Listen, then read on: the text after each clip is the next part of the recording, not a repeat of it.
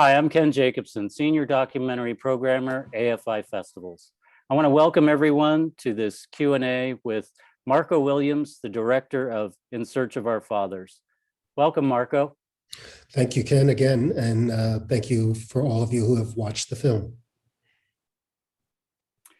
Marco, first of all, I really love the film, and just 30 years later, congratulations. It's a film that I think is both of its time and for all time. So congratulations to you.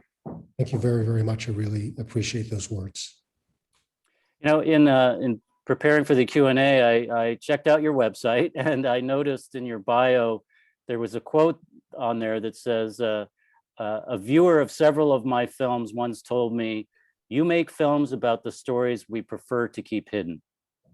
And it seems like, you know, your own family certainly had its secrets, including, the story of your mother's pregnancy and who your father is. Were you at all concerned?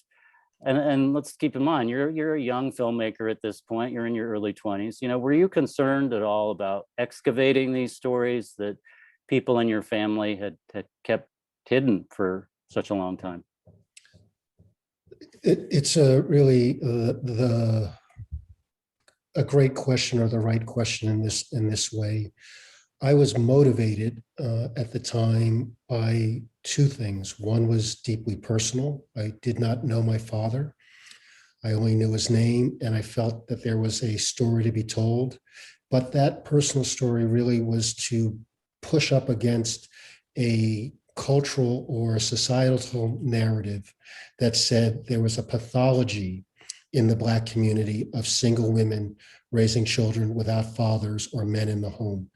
And so there I was. I had a personal story that was shrouded in mystery or secrecy, but a society that laid claim that said that the single mother family in the African American community was a problem. This was the cause of crime, et cetera, et cetera. So that was a personal choice that I did choose to make, to really to push up against it. And I'm personally glad I did. Obviously, certain secrets are uncovered. Talk about the decision to make a film. I mean, it's one thing to go in search of your father, as it were. It's another to do so with a camera in tow. Tell us, what your thought process was when you decided, I'm gonna do this as a movie, as a film. At the time that I made the film, and so it is a considerable number of years ago, I was just finishing my senior year at college, and I was learning filmmaking at college.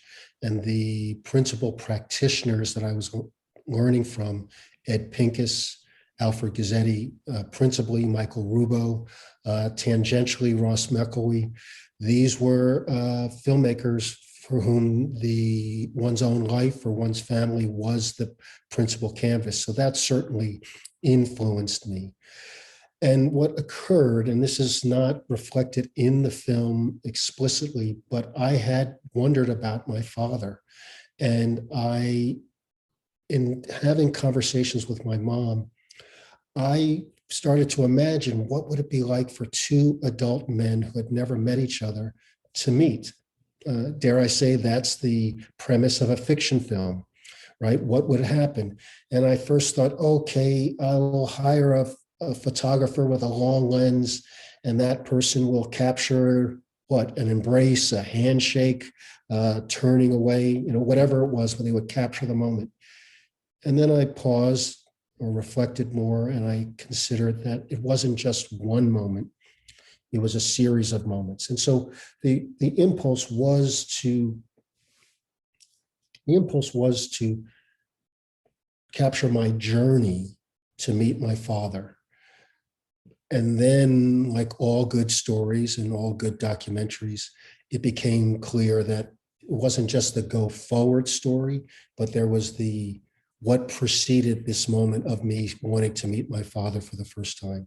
How come I did not know my father's name? And that then led me to the deeper questioning reflection of not only my mother, but my extended family. What was I mean, this is 19, let's say late 80s, early 90s, you know, there weren't video cameras at that point, or they certainly, weren't ubiquitous as they are now. Yeah, I'm assuming it might have been a 16 millimeter, camera. Yeah. And here you are going into these very intimate spaces, your family's kitchen, living room, you're interviewing, people in their homes, and interviewing people on the street. What was that like from a filmmaking perspective to be showing up in those rooms, in those intimate spaces with your camera? I'm going to try to answer this from two lenses. The lens of the time that I made it, the mid 80s, early 80s, 1979, 80, 81 launching, and then the lens of the moment that we're in today. You're absolutely correct. I filmed this initially with a Bolex. There's some of the footage from Paris was initially on a Bolex, 16 millimeter, 100 feet of film. And then I used either CP16 or an Aton, both 16 millimeter. I had a Sony a recorder that was configured so that it could run at sync speed. And as you've all seen, the film is quite rudimentary. There's a lot of clapping or snapping for slates. I was a first-time filmmaker. But a couple things just back then, I saw myself as an insider. This was part of my family. And so I felt emboldened that I could at least engage my family. Related to that is that I think what you see in the film, or what you've seen in the film, is that my family very much continued being what families are. They nurtured, they received, they welcomed me, they deflected, they told lies, they told truths, they added questions. But for the most part, they were completely willing because I was of them. And yet the paradox there is that I was also not of them. I was an outsider. I did not grow up in Philadelphia. I did not grow up in the family home. I was bringing a outsider's lens to examine, to look upon the family. So there was always this creative tension in making the film. But if I consider it from the lens of today, it might be much harder for me to launch so confidently or naively into making the film. I would be asking the questions that we are asking today. While it is my story to tell, it is my family story, what might it mean to re-traumatize my mother, other family members who you have met, who are telling very, very private and personal stories. So I do think that this is a film of the times, and it's not so much that it couldn't be a film made today, but I would have approached it very differently. Hell, I would have done it much more professionally, if nothing else. I mean, this is a reflection of a first film by a filmmaker. It is crude, which I think is where much of its power comes from. It is clumsy, where I think its power comes from because it's unadulterated. It's filmmaking discovering, not filmmaking knowing. But those are many of the forces that sort of impacted or helped to infuse this film. Yeah, and I would just say I think those quote unquote crude moments are part and parcel of what makes the film so strong and so moving and it does partly because it emphasizes your kind of insider outsider status. One moment you're sitting talking to your mother, your family member, and the next you're snapping your fingers and we're reminded, oh, he's also the filmmaker. Right. I really want to get to that opening scene, which is just a great opening, where you're on the phone, calling your father and talking to him, and you bring up the idea of making a film, and he basically shuts you down and uses that word. It would be counterproductive. And I'm just thinking, at that point, when you hung up the phone with him, were you thinking, well, my film's dead. I'm done. What were those first few moments and days like after that phone call for you, and how did you kind of pick up from there? Yeah, the confidence or hubris of youth. I thought for certain, I could say I wanted to do this. These are my reasons, and it would be received. And I had never considered that somebody would not want it, and not even what their reasons might be. So it was pretty devastating where I was met with no. I I didn't really know what to do because this was a person I had never met. So this was a first phone call. I didn't know. I really didn't know. I didn't know where he lived. I had a phone number. I didn't know. I didn't have the tools or the means to persuade. So I was pretty set back. And what I recall is that that's when I started to think about the film somewhat differently, that it wasn't just the search or the effort to meet him, but it was the long tail or the deep roots of how come I was at that moment.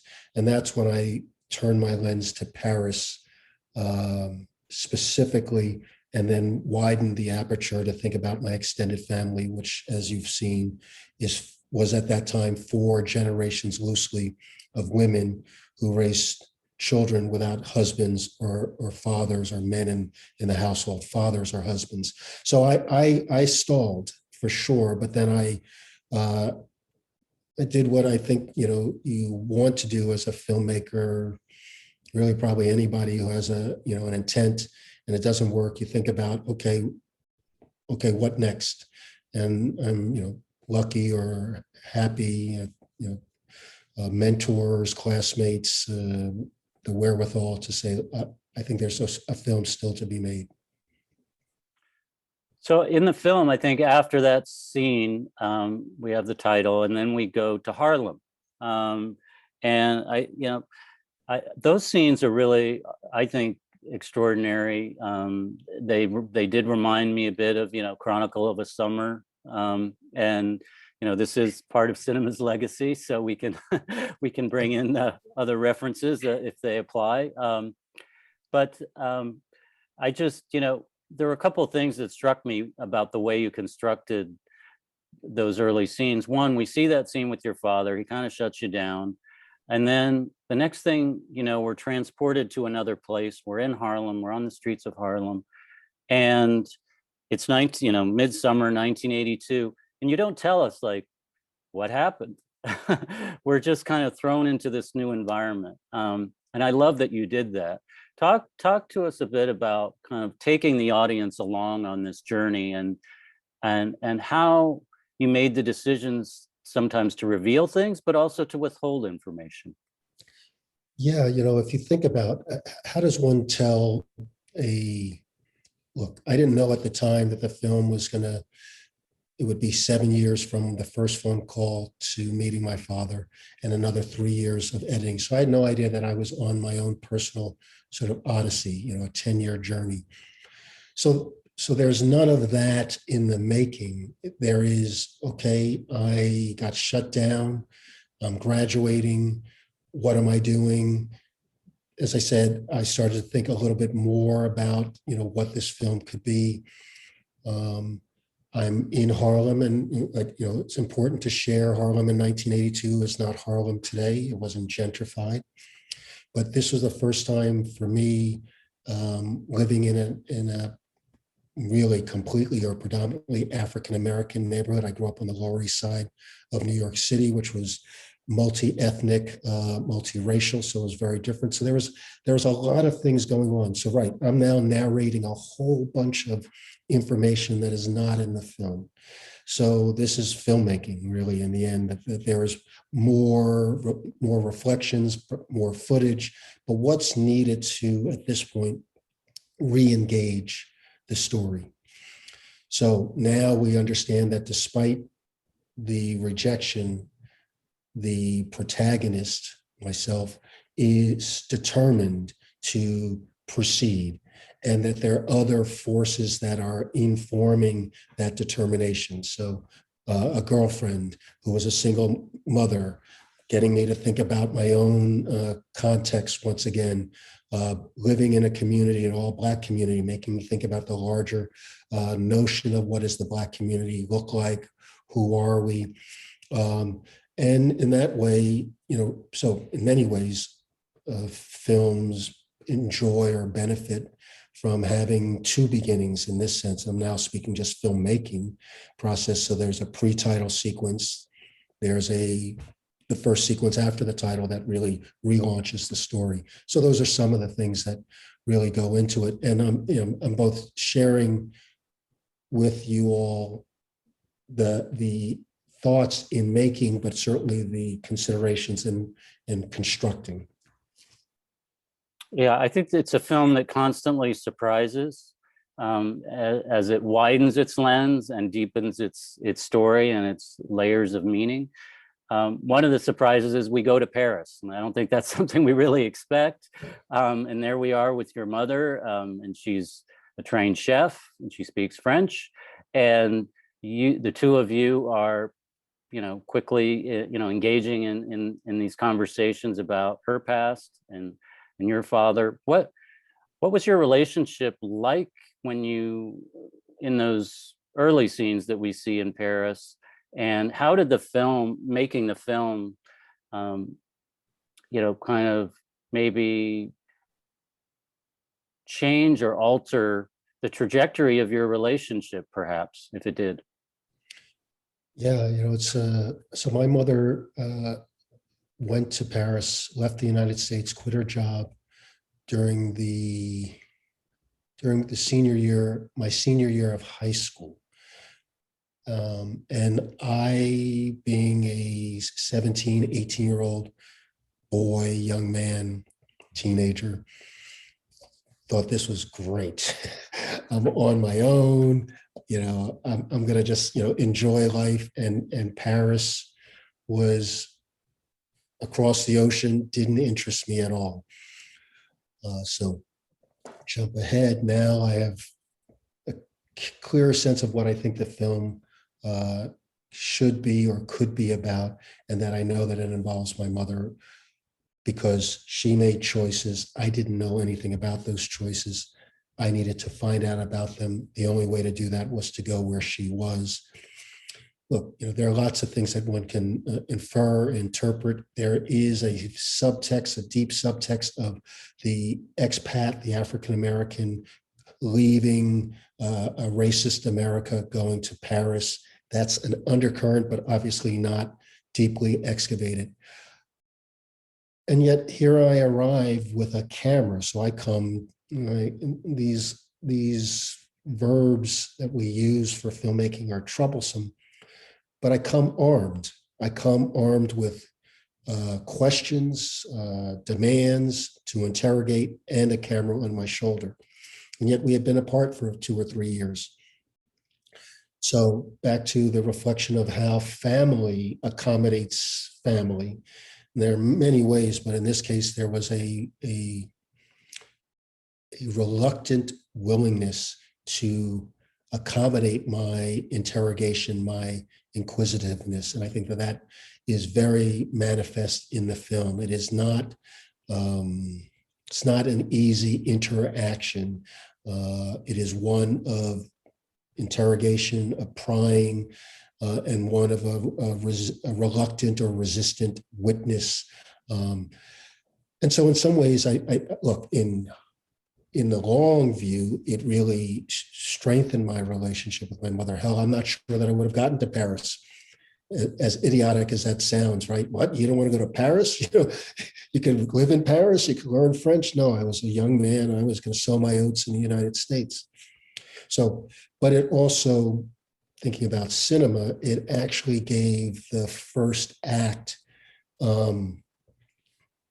grit and tension, so that this was not only was the object of the journey resistant or reluctant, but the potential ally in the search was also a reluctant or resistant witness. So there's, drama or tension almost immediately in the story. Now, again, I'm now speaking to you not as in the process of making it. I'm probably the most frustrated, filmmaker that you can imagine. But I know this, having made it and thinking about the film, teaching filmmaking, I know what we, crafted in that way, and why Philadelphia becomes a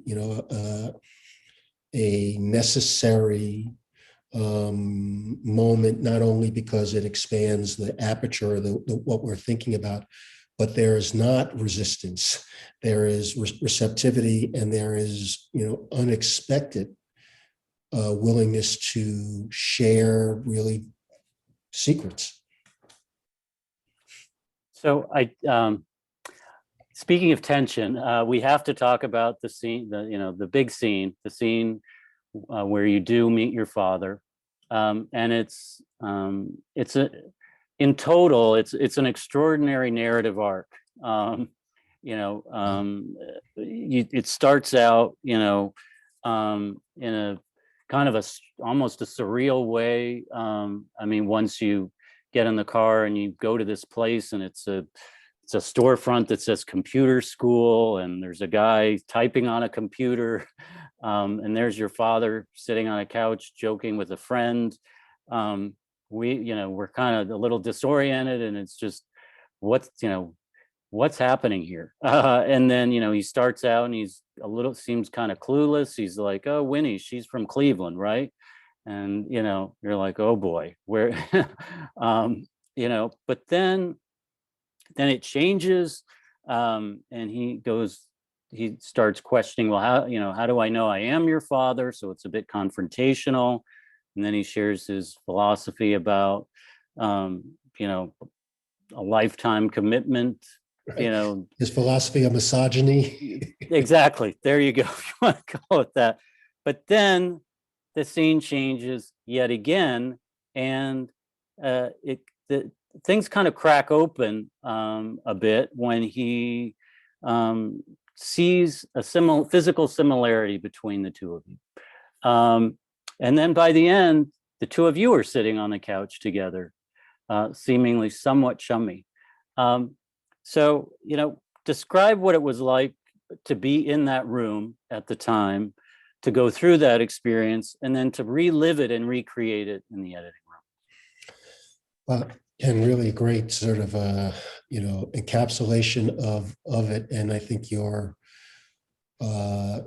description of it as surreal, I think, is really what I was experiencing in the process, even though I would not have said that word, but it was out of body from the very beginning. So, I went with one of the early prototypes of not even a high 8 digital 8 movie camera. I didn't know anything about video, and you can see how poorly the exposures are.